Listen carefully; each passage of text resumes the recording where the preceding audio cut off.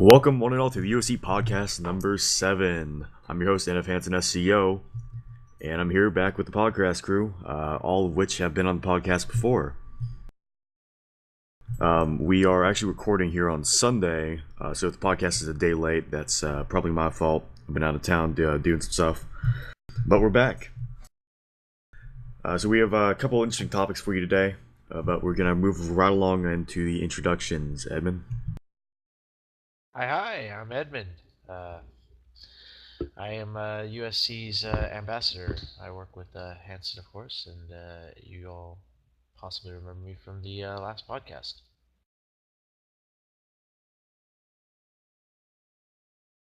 Patrieas? Hello everyone, I'm Captain DantePatrieas. I'm in charge of the USC's Defense Forces Strategic Asset Defense Command, and so I work a lot with the other Defense Force captains and the Admiral Twilly Frost. And hello, I'm Vampire. I'm just a regular pilot currently in the Defense Force. And once again, I'm NF Hanson, and I am, I just forgot that Patrieas is actually my boss. Damn it. Actually, both of you are. But in any case, I'm Hanson. I'm the executive officer of Strategic Asset Defense Command. That's a mouthful. And also the deputy ambassador for the Ministry of Diplomacy and Outreach, as we're calling it now. Correct. All right. So first, we're gonna touch base on the CIG visit to Austin. You guys said you had an update on some sort of poster. Yes, I mean, we've just had a poster printed of all the forum avatars for all of our citizens, and so when we go off to visit CIG in Austin, I think it's on January 21st, we're going to present them with a poster of all of our avatars. January 19th, Monday. So if you have a custom avatar on the forums, then hopefully your face will be up in the CIG offices. That's cool. How big's the poster gonna be? I think it's going to be quite big actually. I'll have to check out on its exact size. Can we see the poster somewhere already or so? The poster hasn't been uploaded to the forums currently, but there's a render uploaded with just chinos and wolves. Alright. Like, how big? I mean, you say it's gonna be pretty fucking big though, right? Yeah, pretty big. Cool. So do we have any any other updates on what's going on with the CIG Austin?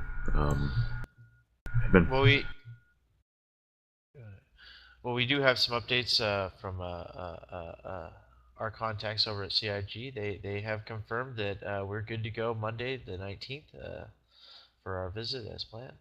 Apparently they have some guest speakers arranged, so that's going to be fun. As well as a full tour of the facilities. We will be beginning the tour at 2 p.m. just so everybody knows. That's when the tour officially starts. We'll probably get there a little early, of course. And I honestly don't know exactly how long they plan for it to last, though. So that's one thing I haven't found out yet. Does this kind of thing not happen to them very often? As I understand it, it's happened a few times, but it doesn't sound like it's happened recently. So, I know anybody who has concierge level of pledge has the option to be able to arrange a visit to CIG headquarters, which is how we made this happen. One of our members, Kronos Viper, has spent a lot of money on pledging. Do I want to know how much? I'm not sure I want to know how much.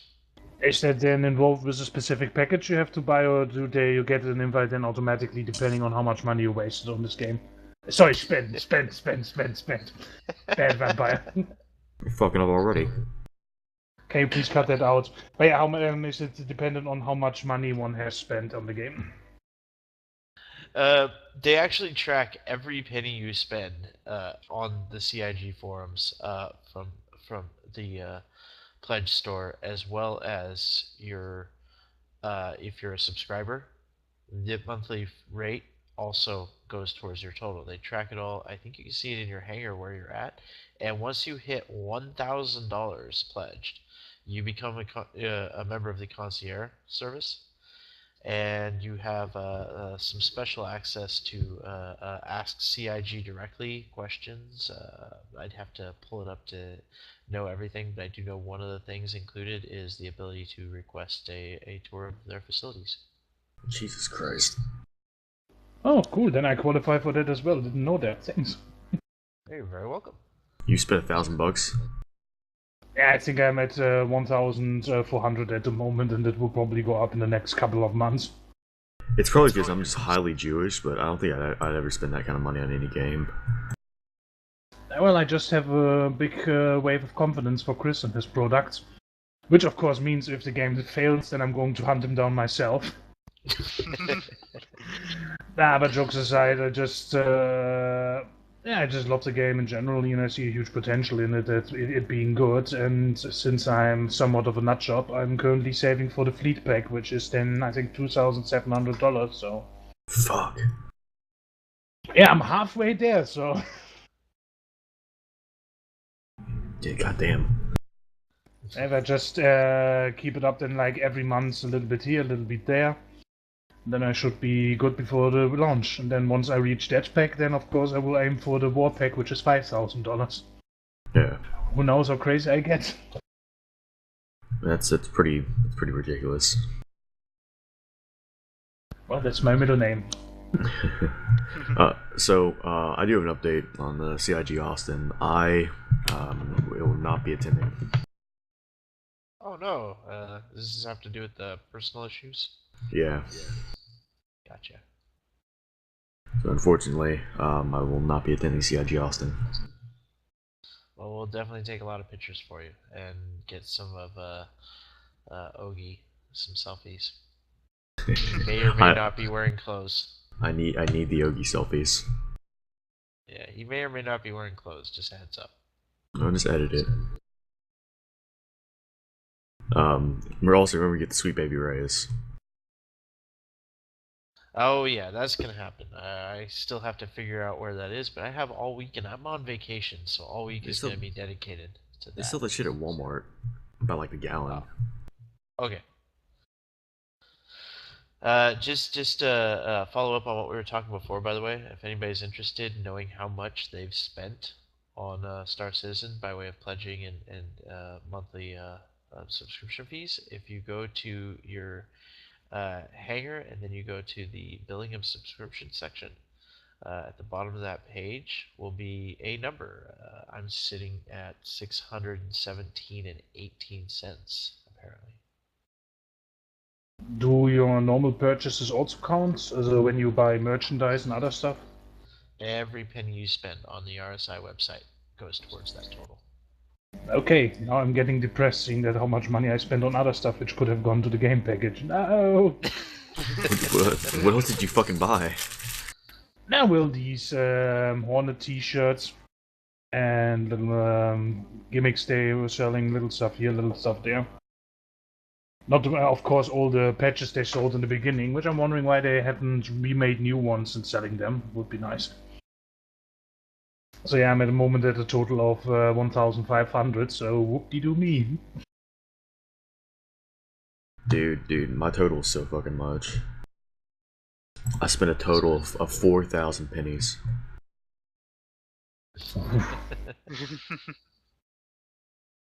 Yeah, man, it's outrageous. On October 17th, 2013, and I've done nothing since. Wow. God damn.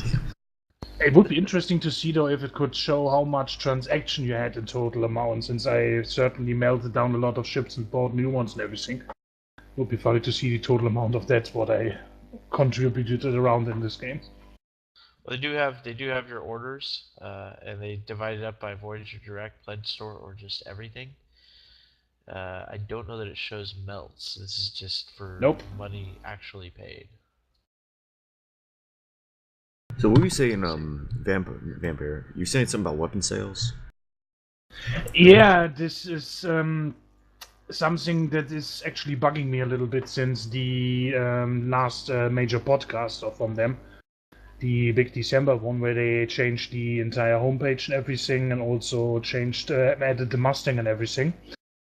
And since then, in the Voyager Direct section, they were starting to sell a lot new weapons for the Arena Command and obviously for later in the game.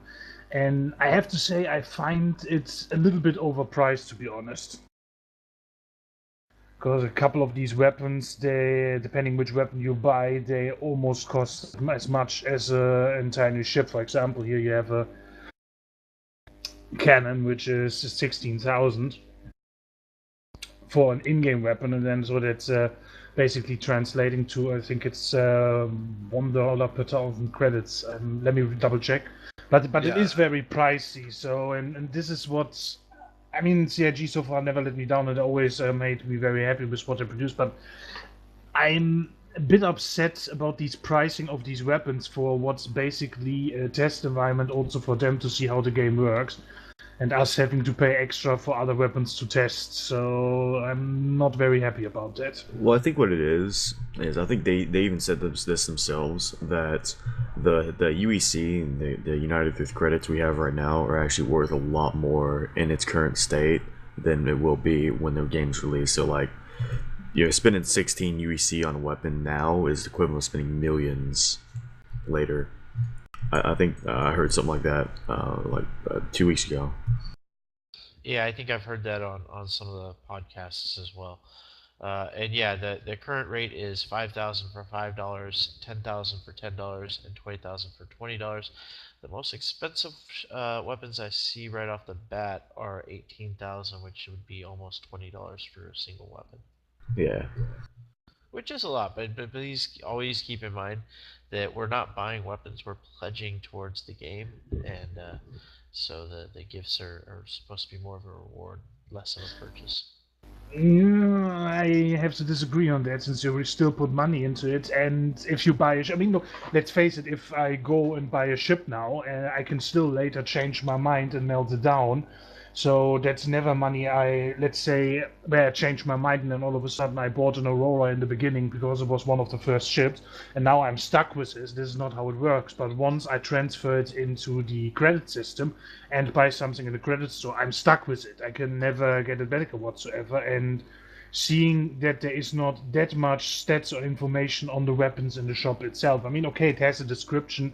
It has a little bit of a rundown on the descriptive side, but it doesn't have any of the normal stats which you would get in any, let's say, you compare it to any other current game like Elite Dangerous, for example, which is just recently released, where you know what weapon you buy, what you get, what the damage output is, and whatsoever. So here you pretty much just buy a pretty picture and that's all the information you get about it. So I don't know, this very cautious about this, if you know what I mean. So this, I think Agreed, my biggest agreed. issue with the Voyager Direct store is the fact that you can't actually melt down weapons, because there are actually some weapons on the Voyager Direct store which actually have are factually incorrect in terms of the weapon size. I think some of the missiles, I saw people complaining on the forums that they weren't working because once you actually loaded them into the hangar, they were programmed as a different size. And I've actually bought 2 weapons for my Avenger because I didn't want to use the neutron cannons on it. And as a result, if I mount on the Voyager Direct bought weapons, my missiles won't actually work. So right now I basically either have dead missiles or dead guns, and I can't actually get a refund on them, which is rather annoying. yeah, exactly. That's also a point of mine. Since also if we talk about Voyager Direct on its own, I bought every poster and hangar decoration item in the game so far. Now I recently purchased the first game package, which is the, hang on, don't let me lie. One second. Yeah, the battle pack I bought recently. I smelted most of my ships and I bought the battle pack, which has all the Aurora 300 and Hornet variations. And since they recently changed it during the podcast and everything up there, which is nice, but it also now has every decorative item that ever was sold in Voyager Direct now in this package itself. So I have every item double, and I can't sell the ones I bought before, or even I can't even gift it to a friend. So this is already money I spent on the game, which is effectively become useless, sadly. And this is also what I see then with the weapon and other stuff that I'm currently not very happy with the Voyager Direct system because of this. If I could melt it down and back to credits and then change it for another item, that would be fine, and I wouldn't have a problem with this. But the fact that you buy it, you're stuck with it, and although I appreciate that they implemented all the decorative items into these packages to make them more interesting for people to buy, because let's face it, before they were pretty much undervalued, as you paid a huge amount of money for only a handful of ships, and now they have alpha access and everything as well. But yeah, like I said, I have every poster now double, and I can only use one effectively in the game, and I can't even give the other one to a friend. So well, maybe that'll be something they change in the future. Right, and I think that will probably at some point have to be addressed, because you're probably not the only person that's going through that. I hope so. For the low chance that somebody at CIG is listening in on this, do something. Thank you. Say it in German too. Just say it. Mach It'll be was more dran. impactful. Du iets daran. What's it in French? I don't know. La vache qui rit, la fromage. Whatever. Our local linguist. Schnell Kartoffel kochen. But yeah, this is my concern basically with the new weapons for the Arena Commander, and basically the entire concept of the Voyager Direct store at the moment. Right. Now I have a quick question for everybody here, and maybe you guys can help me out. Not only can you buy weapons on the store, but you can also buy ammunition, missiles specifically. And I see a missile here for $20 for a 10-pack. Now, that 10-pack is a permanent package. Like when you spend it, or when you fired all the missiles, it reloads afterwards, correct? Fucking better. As far as I heard, and this is not what I'm saying is caution, because what I heard, because I haven't experienced it myself, the current as the Arena Commander is set up at the moment. You buy these packages, it always reloads automatically. Yeah, you have all these weapons, but if the rumors and the discussions are true, then at one point this will be disabled when the game goes into later stage, be it the alpha, the beta, or launch itself, that you have then only these 10 rockets or whatever. Once you fire them, they're gone. But at that point, you'll be able to earn credits in games, so it shouldn't be much of an issue.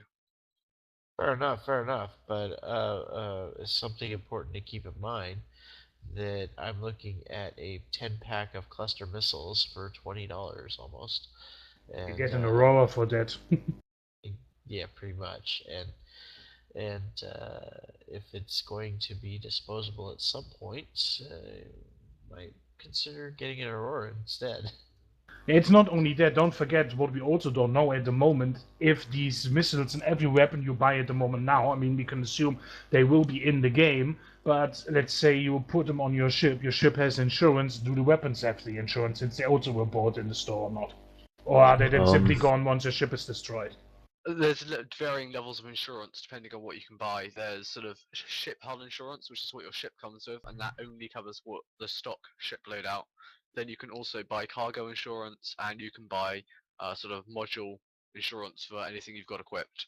Yeah, of course, but that's in the game. I mean, it's like you can also rent a ship when you buy a ship now at the pledge store, and the insurance runs out in game. As you said, you can always extend the insurance. But is there any assurance or quality or whatsoever with the items we now bought with basically real life cash? That's what I'm wondering about. So yeah. Not by default unless it has lifetime insurance included. Yeah, which none of the weapons have. So that's another minus on the scale of Voyage Direct Weapon Store. Don't get me wrong, I'm still very passionate about the game, like I said before, and I'm still intend to pledge a lot of money into this, but as somebody who worked in the gaming industry, this raises a couple of flags in me that it's maybe it's just a single situation where they do this kind of stuff, or is it like many other game developers, a little dip in the wrong direction, which starts out into a margin, then at one point they go down completely the wrong path? Like the Mustang sale in December, which was great. Don't get me wrong, I love the Mustangs. I flew a couple of them, and I'm very happy with them. But when they were introduced in the Arena Commander module and in the hangar module for this plane, this was the most buggy patch they released so far.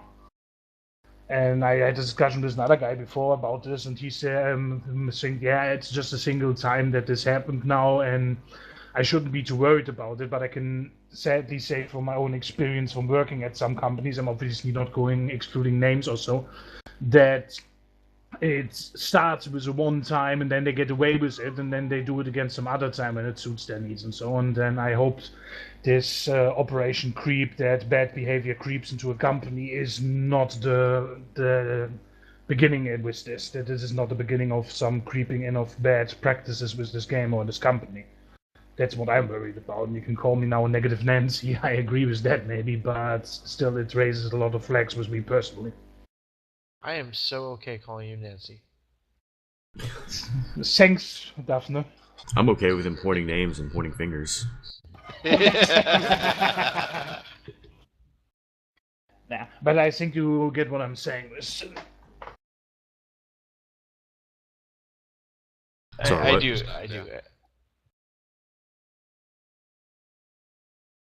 All right, in any case. I think they're still pretty early on in their development cycle, though, and I think they were definitely rushing out for the Christmas holidays as well. So it's the reason why it was a bit less polished than it perhaps should have been. Yeah, I can get that, but they start one time to release a patch. I mean, look at the history. I know I'm talking on along this time, but this is a subject which is very close to my heart, since I want this game to succeed, and they now not rushed, but they released something which was not perfect. And if you think back, the Arena Commander module was set to a certain date, and they delayed it because it wasn't working. And this is how they released content so far.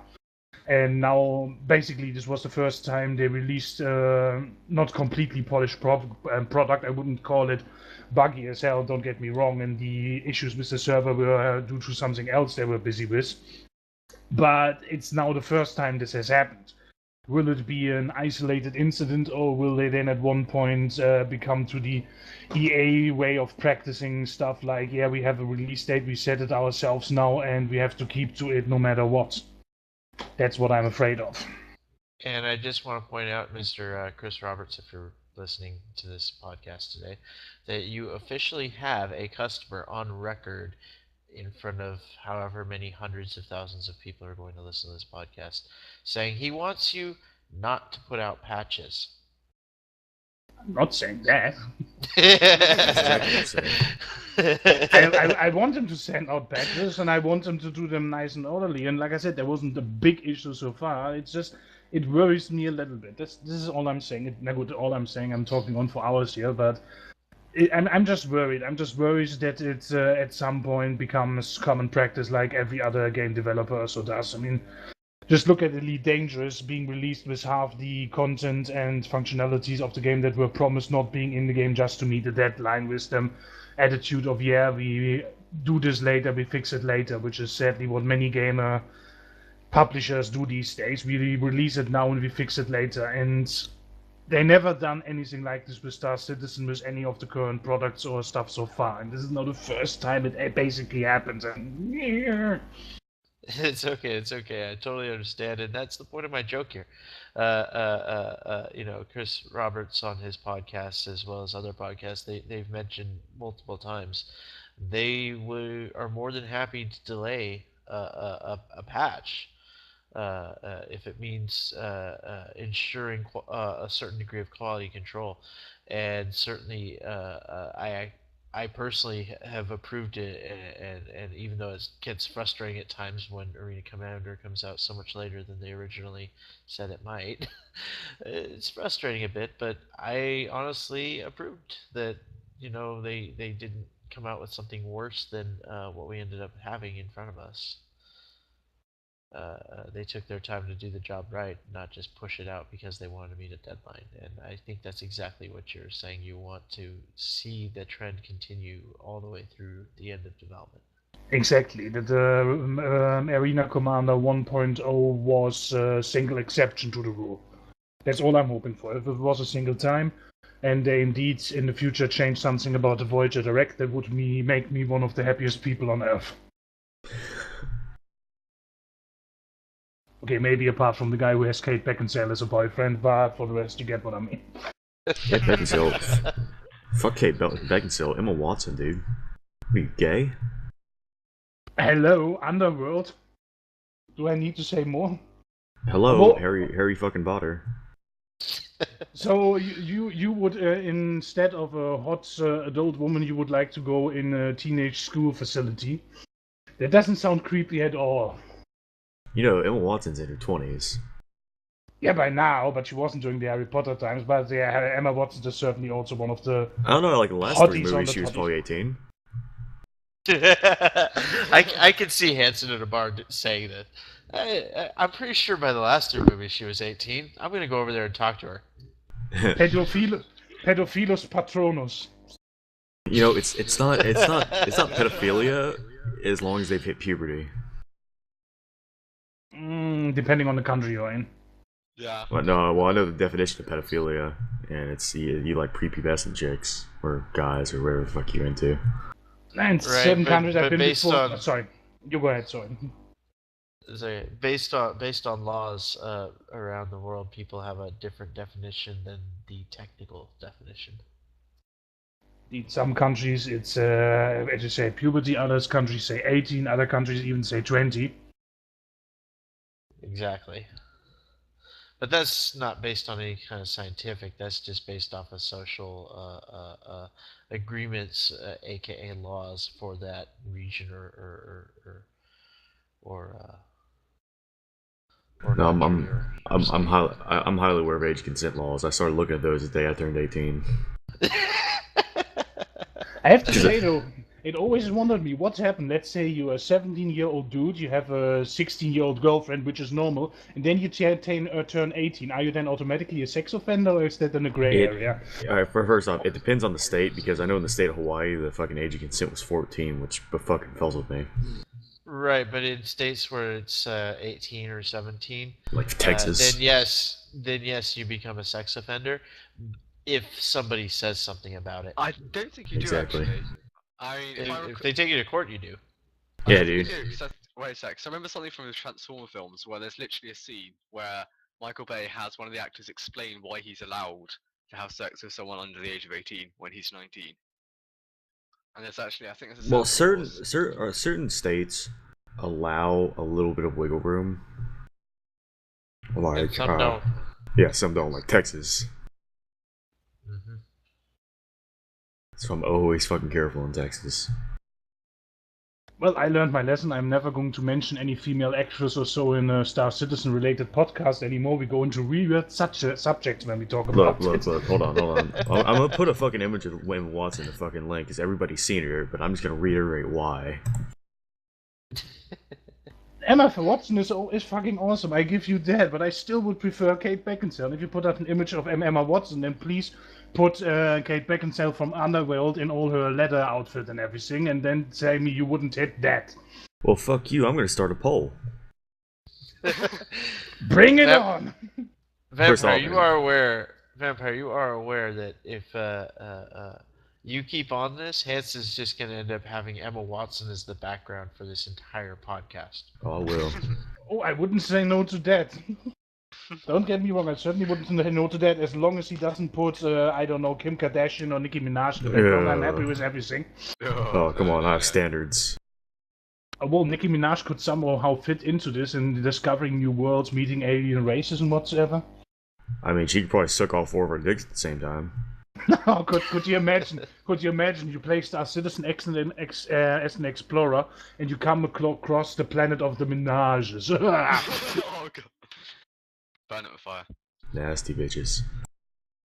Hey, by the way, Emma Watson is 24. Vampier.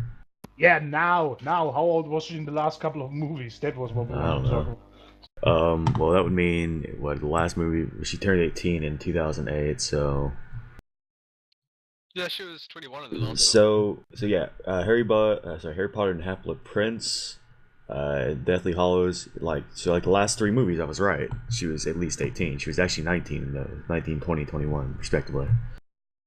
It's still depressing though if you think about And it. The moment she turned 18, she was 17 in the Order of Phoenix, which is still legal in Texas.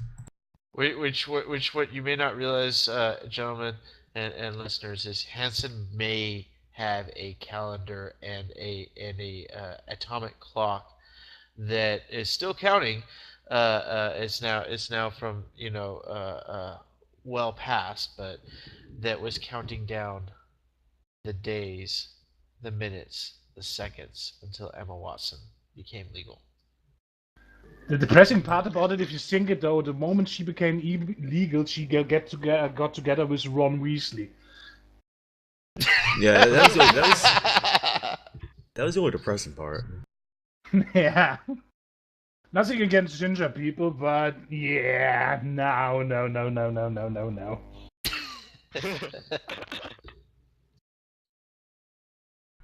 Jesus.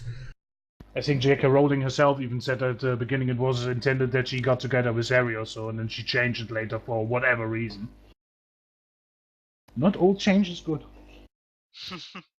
Wait, so real quick, has anybody seen Ellie's photography topic? No. No, I briefly perused it, but I can't remember much from it. Well, I clicked on it, and it brought me to one of Hefty's posts where he posted some pictures, and I just found that Quaker Life cereal, is racist. I'm Look at seeing it. this right now. Where can You I find are it? quite right. It's Where fucking can I find hilarious. Where is Holy this? cow! Which section is it? I can't find it. It's like the last It's page. actually, yeah, it's actually if you click the link up in the latest threads, it'll take you right to it. Yeah, what we're looking at here, for those of you who don't have video capabilities, is Quaker Life, mother and son of generally Anglo-Saxon descent. I think Hanson can Just put say in the white. picture. Yeah, Say they're white. white. And sitting right next to it is Quaker Life maple and brown sugar, and it's a pair of black guys. Oh god, I'm just seeing it. It's like, wow, really? That's fucking great. This is terrible. That's going in. my That's going in God. linked up. You know, the worst part is he was probably in Tyler when he took that. That's even funnier. That's fucking hilarious. I expect to see that shit up here, Wow. but Wow. God. All right. I guess on that note, I want to thank everybody for listening to the podcast today. I want to especially thank DantePatrieas, EdmondDante, and Vampier for joining me this week. I was really hoping we were going to get Ogie, but I guess he had prior arrangements, and probably due to our horrible scheduling this week. If you want any more information about the USC, or United Space Confederation, you can go visit UnitedSpaceConfederation.com, which we have updated the website, so it looks a lot cooler now. Or also our forums at UnitedSpaceConfederation.engine.com. Both these links will be in the description, as well as a link dump and other fun information. Remember to follow me at LeoKo222, that's LYOKO222 on Twitter, as well as YouTube, and don't forget to like and subscribe to the USC YouTube as well. Anybody else have anything? I'm looking forward to seeing everybody who's going to be here on Monday the 19th. And definitely look forward to the next podcast. And if I can make a recommendation, guys, get a pack of Skittles, put a handful in a glass and mix it with cold milk, and then drink it after you stir it that the milk turns purple. It sounds weird, but it tastes fucking awesome. Trace? Yeah, I mean, I don't have much to add on top of that, really. I just wish everyone well for the And Retreus just say, got shot by hope everyone has a good trip to the CIG headquarters. well, thank you, but you got cut out halfway through. Oh, did I? Yes, Yeah. you did. Oh, not sure what that was. By the way, maybe we should, since it's the first podcast of 2015, wish everybody a happy new year, or even though it's a little bit late, just saying. So, happy new year, everybody. Oh, it is the first podcast of the new year. I just forgot about that. Yep. Yeah, we